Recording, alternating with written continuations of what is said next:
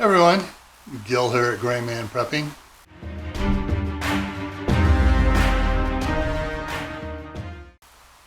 On this episode of Your Prep for Today, I want to talk to you about a product that some of you have been using, some of you have probably been storing it and not using it.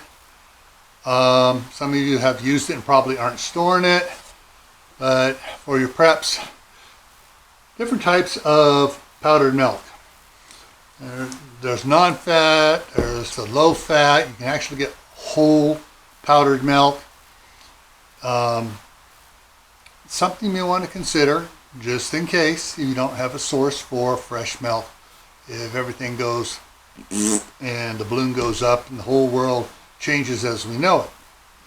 All right, so check into getting some different ones. There's got, like I said, this is like a number 10 can, but you can get this in the smaller packets. Of course, the smaller packets wind up costing more for the same amount of volume as that. But there are a bunch of different brands out there for powdered milk. All right, so think about it, look into it, make your decision.